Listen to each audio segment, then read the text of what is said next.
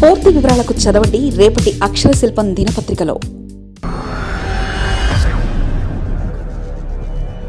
కేశినేని నాని కొత్త దారి ఎంచుకుంటారా?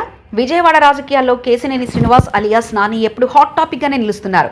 వ్యాపారవేత్తగా పేరు తెచ్చుకున్న నాని రాజకీయాల్లోకి వచ్చి టీడీపీ తరఫున 2 సార్లు ఎంపీగా గెలుపొందారు.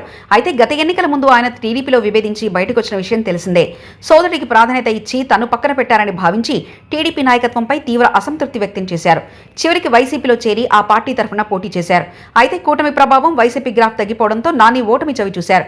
పరాజయం అనంతరం రాజకీయాల నుంచి దూరంగా ఉంటానని, తన కుమార్తె కూడా రాజకీయాల్లోకి రారని స్పష్టంగా ప్రకటించారు. నిజంగానే కొంతకాలం వరకు పబ్లిక్ కనబడలేదు. కానీ తాజాగా మళ్లీ రాజకీయ వ్యాఖ్యలతో యాక్టివ్గా మారారు. ముఖ్యంగా కూటమి ప్రభుత్వంపై విమర్శలు చేస్తూ ముందుకు వస్తున్నారు. ఈ పరిణామాలు వైసీపీని ఆలోచనలో ముంచాయి. నాని పార్టీని వదిలి వెళ్ళిపోయినా ఇప్పటివరకు వైసీపీపై ఒక్కసారి కూడా నోరు విప్పలేదు. పైగా అధికారంలోకి వచ్చిన కూటమిని ఎప్పుడూ టార్గెట్ చేస్తున్నారు. దీన్ని బట్టి వైసీపీ వ్యూహకర్తలు మళ్లీ నానిని తమ వైపు తిప్పుకునే అవకాశం ఉందని భావిస్తున్నారు. ఈ క్రమంలో కీలక నేతల ద్వారా కేశినేనితో మమేకం కావడానికి ప్రయత్నాలు మొదలయ్యాయి. ముఖ్యంగా కమ్మ సామాజిక వర్గానికి చెందిన వైసీపీ నేతలను ఉపయోగించి నాని చుట్టూ వలవేశారని సమాచారం. నానితో వ్యాపారపరమైన సంబంధాలు ఉన్న కొందరు నేతల ద్వారా చక్రం తిప్పాలని నిర్ణయించినట్లు సమాచారం.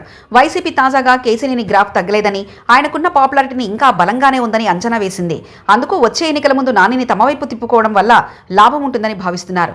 అయితే ఈ ప్రయత్నాల పట్ల నాని నుంచి ఇప్పటి వరకు పెద్దగా స్పందన రాలేదని చెప్తున్నారు.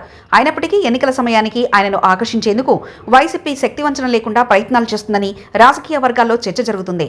మొత్తానికి కేశినేని నాని మళ్లీ వైసీపీలో చేరుతారా లేక కొత్త దారి ఎంచుకుంటారా అన్నది వేచి చూడాలి.